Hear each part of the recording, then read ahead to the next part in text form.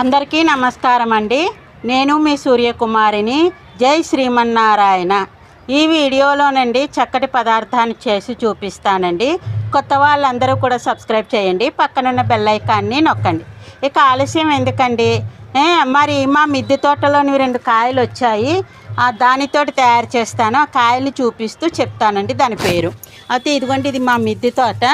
ఇదంతా మా మిద్దె తోట అండి. ఇక్కడ బాగా పండిపోయిందని 2 గింజలు ఇందులోకి పడేసానండి. పడేస్తే ఇలా వచ్చింది. ఇలా వస్తే ఇగో కాకరకాయ చూడండి. ఇగో ఈ కాకరకాయ ఉంది కదా, ఈ కాకరకాయని ఇలాగా కట్ చేస్తున్నాను. ఇదొకటి. ఇంకా పిందులు అవన్నీ బాగా వచ్చాయి. ఈ కాకరకాయ ఇందులోకి దాముకుందండి. ఇంకో కాయ ఉంది ఇక్కడ, ఇదిగో కోస్తున్నానండి. ఈ 2 కాయలతోటి చక్కటి పదార్థాన్ని తయారు చేస్తాను. అదనమాట అండి. అయితే కాకరకాయని కలవారు కోడలు అని చెప్తారండి. అంటే దాముకుంటుందండి. ఈ చెట్టు నిండా పిందులు ఉన్నాయి. ఇంకా సాయంకాలం అనేటువంటిది నీళ్ళు అవి పోయాలి. ఇదిగో 4 వంకాయలు వచ్చాయండి, 4 పువ్వులు వచ్చాయి. ఒక్కొక్క రోజున 10 పువ్వులు వచ్చేస్తాయండి, ఒక్కొక్క రోజున 4 పువ్వులు వస్తాయి. ఈ 4 పువ్వులని కోసానమాట అండి. ఇప్పుడు ఈ కాకరకాయలు రెండింటితోటి కులంబ, కాకరకాయ కులంబ అనేటువంటిది తయారు చేస్తానండి.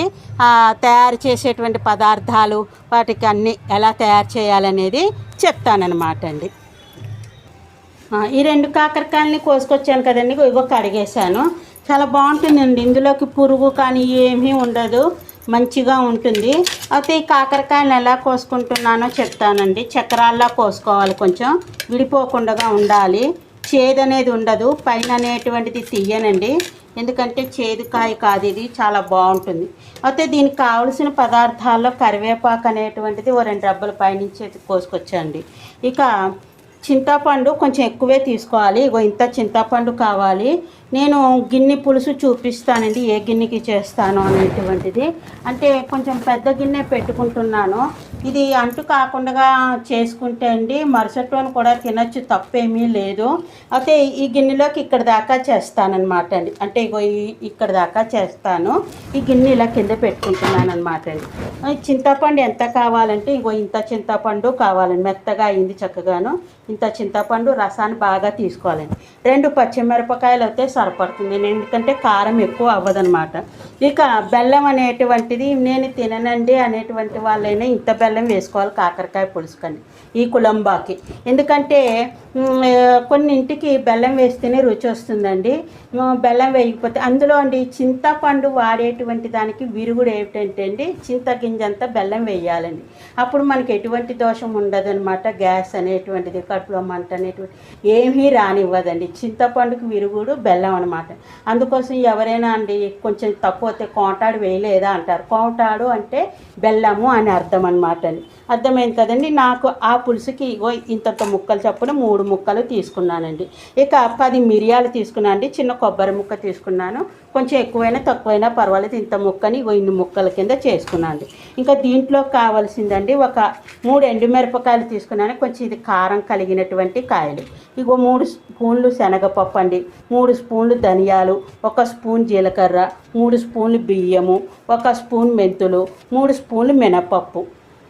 అర్థమైంది కదండి. మిరియాలు చెప్పాను కదా, ఎండు కొబ్బరి, ఇవి కావాలన్నమాట అండి. ఇవి ఎలాగా వేయించుకోవాలి దోరగాను. ఒక నూనె పొట్టి వేసుకుని వేయించుకున్నా పర్వాలేదు, డ్రైగా వేయించుకున్నా పర్వాలేదు, వేయించి చూపిస్తాను. అయితే ఈ కాకరకాయలని మీకు ముందుగా చక్రాల్లా కోసుకుంటున్నాను. చక్రాలు అంటే మరీ చిన్నవి కాకుండా చూపిస్తున్నాను చూడండి. ఇలాగా చక్రాల్లా కోసుకోవాలండి. కానీ పులుసు అమృతంలా ఉంటుందండి. ఒక ఫ్రై పెట్టుకుని మన ఇంట్లో ఉండేటువంటి చట్నీ అయినా పర్వాలేదు, లేకపోతే రోటి చట్నీ లాంటివి చేసుకున్నా పర్వాలేదు. ఇగో ఇలాగా ముక్కల్ని చేసుకోవాలి. 2 కాయలు వచ్చాయి కదండి, 2 కాయల ముక్కల్ని ఇందులోకి ఈ కుక్కర్లో ఒక విజిల్ అయితే సరిపడుతుంది. మీడియంలో పెడితే, కొంచెం హైలో పెడితే 2 విజిల్స్ రానిస్తే సరిపడుతుందండి. అర్థమైంది కదా. నీళ్ళు కూడా చింతపండు గుజ్జు ఉంది కదండి, ఎంత వేయాలి ఏమిటనేది చెప్తాను. అదనమాట. మరి ఇలాంటివి సెలవు రోజుల్లో చేసుకోండి. అంటే పిల్లలు ఉంటాయి స్కూల్కి అది వెళితే కనుకను వాళ్ళు బాక్సుల్లో పట్టుకెళ్ళరు కాబట్టి వేరేది చేసుకోవచ్చు. అయితే నేను ఇప్పుడు ఈ చింతపండు గుజ్జుని తయారు చేసి ఉంచుకున్నాం కదా, అది కూడా వీడియో పెడతానండి. పులిహార గుజ్జు వేరేగా చేసుకోవాలి, మామూలు కూరల్లోకి పచ్చళ్ళలోకి వేసుకునే గుజ్జు వేరే. ఈ స్పూన్ తోటి 2 స్పూన్లు ఇగో ఈ నీళ్ళల్లోకి వేసేస్తున్నాండి. మళ్ళీ తడి తగలకూడదు. ఇవ్వండి ఇలాగ 2 స్పూన్లు వేసేసాను. ఇది లోపల పెట్టేస్తాను. 2 స్పూన్లు కరెక్ట్గా సరిపడుతుంది అనమాట. ఇప్పుడు ఈ నీళ్ళని ఇలా కలిపేసి నేను కుక్కర్లోకి పోసేస్తాండి. ఇగో చూశారు కదా, ఇది కుక్కర్లోకి ఇలాగా పోసేస్తున్నానండి. పోసేసిన తర్వాత దీంట్లో వేసేస్తున్నానంటే బెల్లం వేసేస్తున్నానండి. బెల్లం వేసేసాను కదా, పసుపు వేసేస్తున్నానండి. ఇంకో చిటికెడు పసుపు వేసేస్తున్నాను. ఇదిగో ఇక కొద్దిగా ఉప్పు అనేది ముక్కలకి పట్టాలి కదండి, కొంచెం ఉప్పు అనేది కూడా వేస్తున్నాను. ఇదిగో చూడండి ఈ స్పూన్తో, ఇది రాక్ సాల్ట్. ఇదిగో ఒక 1/2 స్పూన్ వేస్తున్నాను. తర్వాత పులుసు రెడీ చేసే ముందర ఇంకొక దాన్ని బట్టి ఎంత పడుతుందో 1 టీ స్పూన్ పడుతుంది, అది వేస్తాను. ఇదిగో ఇందులోకి వేసేసాను. చూడండి ఒకసారి. ఇప్పుడు కనపడుతుందా అండి మీకు బాగాను? అది ఇప్పుడు ఇగో ఇలా విజిల్ పెట్టేస్తున్నాను, అదే కుక్కర్ మూత పెట్టేస్తున్నానండి. పెట్టేసి నేను సమానంగా పెట్టేసి 2 విజిల్స్ రాణించుకుంటాను. చిన్న పొయ్యి కదా, మామూలు మంట మీదకే పెడుతున్నాను. ఇదిగోండి ఈ మంట మీదకే పెట్టాను. అదిగో చూసారా, ఇదిగో ఈ మంట మీదకి పెట్టాను. చక్కగా కుక్కర్కి సరిపడుతుంది. 2 విజిల్స్ అయితే ఎక్కువ దొక్కండి. ఇంకా ముక్క కొంచెం ఇదిగా ఉండాలి అనుకుంటే 2 విజిల్స్ కూడా అక్కర్లేదండి. 1 విజిల్స్, ఇప్పుడే కోసుకొచ్చిన కాయ కదా తొందరగా ఉడికిపోతుంది. 1 విజిల్స్ రానిచ్చి సిమ్లోకి మార్చేసి 2 నిమిషాలు ఉంచుకుంటే సరిపడుతుందండి. ఇక మరి ఇంకా ఆలస్యం కాకుండా ఈ పొయ్యి మీదకి మనం ఏం చేయాలంటే అండి, ఈ చూపించిన సరుకులన్నీ ఇందులోకి వేసేసుకోవచ్చు. అన్నీ వేగుతాయి. బియ్యం దగ్గర నుంచి వేసేసుకోవచ్చు, మిరియాల దగ్గర నుంచి అన్నీ వేసేసుకొని దోరగా వేయించేసుకోవాలండి. ఇవి కొబ్బరి ముక్కలు అన్నీ కూడా వేసేస్తున్నాను. చూసారా అండి, వేసేసి ఇదిగో ఇలాగ పొయ్యి మీడియంలోకి పెట్టేసి 1 స్పూను నూనె వేస్తానండి. అంటే ఇప్పుడు మనం రుబ్బేసుకునేదే కదా, ఇదిగోండి వాడుకునే నూనెను ఇలా వేసానమాట. అదే ఇప్పుడు దీన్ని త్వరగా వేయించేసి వేగిన తర్వాత గ్రైండర్కి ముద్ద ఎలా చేసుకోవాలో చూపిస్తానమాట అండి. ఇదిగోనండి కరివేపాకు కరిగేసింది, ఇందులోకి వేసేస్తున్నాను. ఇది ఉడుకుతుంది కాబట్టి ఇదిగో ఉడికించిన ముక్కలు ఇందులో పోసేస్తున్నానండి. ఇలా పాత చింతపండు అండి మాది, అందుకోసం కొంచెం నల్లగా అనిపిస్తుంది. మరి పాత చింతపండే వాడమంటారు మా గురువు గారు. అంటే అదే ఇది వరకు ఆయుర్వేద మందు పుచ్చుకున్నప్పుడు ఇంకా అదే అలవాటైపోయింది, పాత చింతపండే వాడుతున్నాను. అయితే ఇందాక కొద్దిగానే ఉప్పు వేసాను కదండి, ఇప్పుడు కొంచెం 1 టీ స్పూన్ ఉప్పు వేసేస్తున్నాను. ఇదిగో ఈ స్పూన్ ఉప్పు పడుతుంది ఇందులోకి. ఇలాగ వేసేసాను. వేసేసిన తర్వాత మరి పోపు కండి 1 అర చెంచా ఆవాలు, 1 అర చెంచా జీలకర్ర, 2 ఎండుమిరపకాయలు ముక్కలు చేశాను. ఈ మూకుట్లోకి వేస్తానండి. ఇలాగా వేసి ఇంగు కావాలి, ఇంగు బాగానే పడుతుంది చక్క మంచి వాసనతోటి. ఇంగు డబ్బా ఇక్కడ ఉంది కదా, 1/4 టీ స్పూన్ ఇంగు వేసుకోవాలి. అది కూడా చూపిస్తున్నాను అండి. ఇదిగో ఆ పొడి అయితే సరిపడుతుంది ఇంగువ. అది ఇక ఇందులోకి 2 చెంచాలు నూనె వేసుకుంటే సరిపడుతుంది. నూనె ఎక్కువ అనేది ఏమీ అవసరం లేదు, అందుకోసం ఆరోగ్యానికి చాలా మంచిదన్నమాట అండి. 2 ఇగో చూసారా, అంతే దానికి సరిపడుతుంది. ఇక ఇలా వచ్చింది కదండి. అయితే మనకి ఉండ కట్టకుండా ఉండాలంటే కొద్దిగా నీళ్లు పోసుకుని కలుపుకోవచ్చు, లేదా మామూలుగా ఇలా వేసేసి కలిపేసి బాగాను ఉడికించుకోవచ్చు 2-3 పొంగులు. అయితే ఈ పొడి చూడండి ఇలా వచ్చింది. ఇప్పుడు నేను పట్టిన పొడి అర్థమైందా అండి. ఇందులో పొట్టు మినపప్పు వేసాను, మామూలుగా మిరపకాయలు వేసాను. ఈ పొడి అండి నెలల క్రితం ఆడుకున్నదండి. అయితే ఇందులో కాశ్మీర్ చిల్లీ అనేది వేయటం జరిగిందండి. నెక్స్ట్ ఇంకేం వేసానంటే అండి, చాయ్ మినపప్పే, అంటే గుళ్ళు కాదు, అది అప్పుడు తెచ్చారని అది వేసాను. దాని మూలన కాశ్మీర్ చిల్లీ ఎర్రగా ఉంటుందండి మీకు దొండ పండులాగా, కాబట్టి పొడి ఇలా వచ్చిందండి. అందుకో పొడి ఎలా వచ్చినా రుచి మాత్రం మారదు, చాలా చాలా బాగుంటుందండి. నేను ఈ పాత పొడిని వేసేసుకుంటున్నాను, ఎందుకంటే అది స్టాక్ చేసుకుంటాను. ఈ పొడి సరిపడదండి, ఇంచుమించుగా 4 చెంచాలు ఉంది కదా, ఈ గిన్నెడు పులుసు చేస్తున్నాను కదా, కాబట్టి ఇంకో 2 చెంచాలు ఈ పొడిని కూడా వేస్తున్నాను. ఇలాగా ఇగో చూడండి, ఇలా 2 చెంచాలు వేసాను కదా, అంటే 6 చెంచాలు పొడి దాకా వేసాను. దీన్ని ఇలా శుభ్రంగా కలిపేసుకోవడమేనండి. ఇలా కలిపేసుకున్నాక చక్కగా మీడియంలోకి పెట్టుకుని 4-5 పొంగులు రాణించుకుంటే దీని రసం అంతా దీంట్లోకి పడుతుంది, చిక్కగా కూడా వస్తుంది. అదనమాట అండి. ఇలా వచ్చేసింది కదండి. ఈ పొయ్యి వెలిగిస్తున్నాను. వెలిగించి మీడియంలోకి, ఇదేం ఉండకట్టేది ఏమీ ఉండదండి, గెరిటితో కలుపుకుంటూ ఉంటే సరిపడుతుంది. ఇవ్వండి, ఇంకా వేరే బియ్యం పిండి అది కూడా పెట్టవలసిన పని లేదు, ఎందుకంటే ఇందులోనే బియ్యం అది వేసేసాం కదండి, ఆ చిక్కతనం వచ్చేస్తుంది. ఇవి ఇలాగా కలుపుకుంటూ ఉంటే అందుకోసం కొంచెం పులుసు అనేటువంటిది, కాకరకాయ కుళంబు అనేటువంటిది కొంచెం కలరు ఈ కలర్లో ఉంది నాది. ఇదే మామూలుగా అవుతే కనుక కొత్త చింతపండు అయ్యి చాయ్ మినపప్పు అది అవుతే ఇంకొంచెం ఎర్రడ్డిష్గా కనపడుతుంది, అంతకంటే ఇంకేం లేదండి. పులుసు ఇంకో చెంబుడు నీళ్ళు పొయ్యాలి, సరిపడదు. ఇదిగోండి చెంబుతో నీళ్ళు ఎక్కడి దాకా వండుతున్నానో చూస్తున్నానండి, అదిగో అక్కడ దాకా వండుతాను, చూసారండి. అందుకోసమని ఈ నీళ్ళు పోసేసాను కదా, ఇలా కలుపుతూ ఉంటాను, మీడియంలోకే ఉంచాను. ఇది దగ్గరే ఉంటాను అడుగంటకుండగాను. ఇది అయ్యాక ఈ పోపు వేయించేసి ఇందులోకి కలుపుతానండి. ఇది కాకరకాయ కుళంబు అనేటువంటిది ఇలా తయారు చేసుకొని రెడీ అయ్యాక మీకు చూపిస్తానండి. ఇదిగోనండి పొంగుతో చూసారా, మంటని సిమ్లోకి మార్చేశాను.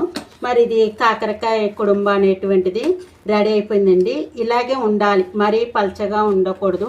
ఇందులో కందిపప్పు అనేది వేసుకోము, ఆవాలు అనేది వేసుకోమండి, అర్థమైందా? అంటే కందిపప్పు కనుక వేసుకుంటే సాంబార్ రుచి వచ్చేస్తుంది, కాబట్టి ఈ పలచతనం మాకు బాగుంటుంది. ఆరి కొంచెం ఎంత లేదన్నా చిక్కపడుతుంది, చూసారా. మళ్ళీ ఇందులోకి ఇష్టం అయితే కొత్తిమీర వేసుకోవచ్చండి. నాకు ఎందుకంటే ఇది మా అమ్మగారు వాళ్ళు ఇలా చేస్తారు కాబట్టి ఇంకా నేను కొత్తిమీర కూడా వేయను, కరివేపాకు రొబ్బలే వేసాను. ఇదిగో ఉడికింది, ఇదిగో కాకరకాయ ముక్క కూడా చక్కగా ఉడికింది, చూసారండి. ఇందులోకి వేస్తున్నాను, ఇదిగో బాగా ఉడికింది, విడిపోలేదు. ఇలా చేసుకుంటా అనమాట అండి. ఇందులోకి మరి ఇగో పోపు వేయిస్తున్నాను. ఈ పోపు వేగగానే కలిపేస్తానమాట అండి. ఇది బాక్సుల్లో కూడా పట్టుకెళ్ళచ్చండి, అంటే చిన్న చిన్న డబ్బాలో. చిన్నపిల్లలు అయితే తినరు కాబట్టి ఇంట్లోనూ ఏ 2 అప్పడాలు వేయించో, లేకపోతే వాళ్ళకి సగ్గుబియ్యం వడియాలు లాంటివి అవి ఉంటాయి కదండి, అవి వేయించి ఒక ఫ్రై వేసి కొంచెం పెడితే, ఇలాంటివి కూడా పెట్టడం వల్ల ఏమవుతుందంటే అండి, ఆరోగ్యానికి ఆరోగ్యం ఉంటుంది. తర్వాత రుచులు అనేటువంటిది తెలుస్తుంది, పాత వంటల యొక్క రుచులు తెలుస్తుంది. ఒక అతను డొంక విస్తికాయ పులుసు బెల్లం పెట్టితో కూర వండుతామండి, అనేక రోగాలు తగ్గించేటువంటి ఔషధీ గుణాలు ఉంటాయి. ఊరు వెళ్ళినప్పుడు తప్పకుండా దొరికితే తెచ్చి ఆ కూరని నేను వండి వీడియో పెడతానండి. లేకపోతే ఎవరైనా వస్తుంటే, వాళ్ళకి తెలిసిన వాళ్ళు ఉండి వస్తుంటే ఏమైనా తేగలిగితే వాళ్ళ చేత కూడా తెప్పిస్తాను. పులుసు అయితే ఉడికిపోయింది కదండి, ఇగో చూసారా. ఇంకా పోపు వేగుతోందండి, స్టవ్ పనిచేసేస్తున్నాను. పులుసుది అదిగో పైకి వచ్చింది, హైలో పెట్టాను, అదిగో తెరులుతోంది కదండి. ఇక పోపు కూడా వేగిందండి, గుమ్మగుమ్మలాడుతూ వాసన అనేటువంటిది వచ్చేసింది, కాబట్టి ఇందులోకి ఇలా వేసేస్తున్నాను. అంతేకా ఒక ఇందులోకి వేస్తే ఇంతేనండి పులుసు. మరి దీన్ని రుచి చూడాలంటే అన్ని పాలు కరెక్ట్గానే సరిపడుతుందండి, చూడవలసిన పని లేదు. అయినా డౌట్ ఎందుకండి, ఒకసారి బాబుని చూడమంటాను, ఊదుకుని చూడమని చెప్తున్నాను. అంతేకాదండి, నేను ఇవాళ ఇందులోకి ఇలాగా బంగాళాదుంప ఒకసారి ఉడికించి ఫ్రై కింద చేశాను. కొంచెం 2 పచ్చిమిరపకాయలు, కరివేపాకు అది వేసి ఇలాగా వేయించాను అనమాట అండి. ఇదిగో చక్కగా వేగింది, బాగుంటుంది. అంతేకాదు కొంచెం ఇంకా కూరలకు వెళ్ళారు కదా, చిన్న ఆనపకాయ ముక్కుంటే తెలగపిండి కూర వండేసాను. పోపు ఇలా పైన వేసాను, ఎందుకంటే కట్టకట్టలాడుతుంది, తిన్నాడు కలుపుదాను. ఈ మిరపకాయ ముక్కలు నంచుకొని తింటూ ఉంటే చాలా బాగుంటుందండి, ఆ కుళంబా నంచుకొని తింటేను. ఇది మా ఇంట్లో ఇవాళ వంట. అన్నం కూడా ఇప్పుడే ప్లగ్ కట్టాను. ఈ రైస్ కుక్కర్లో అన్నం ఎలా వండుకోవాలనేటువంటిది కూడా ఒక వీడియో చేసి పెడతాను, ఏ పదార్థమైనా చక్కగా చేసేసుకోవచ్చు. అర్థమైంది కదండి. మరి ఇక మీరు కూడా ఈ కాకరకాయ కులంబా అనేటువంటిది తయారు చేసుకుని ఎలా వచ్చింది ఏమిటి అనేటువంటిది మాకు తెలియజెప్పండి. మీ కామెంట్స్ నాకు బూస్ట్లా పనిచేస్తుంది. మరి అందరూ కూడా లైక్ చేయండి, షేర్ చేయండి. మీకు తెలిసిన వాళ్ళ చేత సబ్స్క్రైబింగ్ కూడా చేయించి ఈ పెద్దమ్మని ఎంకరేజ్ చేయండి. నాకు వచ్చిన వంట మా అమ్మమ్మ, మా దొడ్డమ్మ, మా అమ్మగారు వాళ్ళు వండేటువంటి అప్పుడేం వండలేదండి. పెళ్ళయ్యాకనే అన్ని వంటలు వండుకోవడం నేర్చుకోవడం జరిగిందన్నమాట. అంటే వాళ్ళు చూస్తూ ఉండటం కాబట్టి మాకు అవగాహన ఉండేది. ఇలా వండుతున్నానమాట అండి. మరి అన్ని పాత వంటలు అవి సమయానుకూలంగా పెడుతూ ఉంటానన్నమాట అండి. మరి ఇక ఉంటానండి.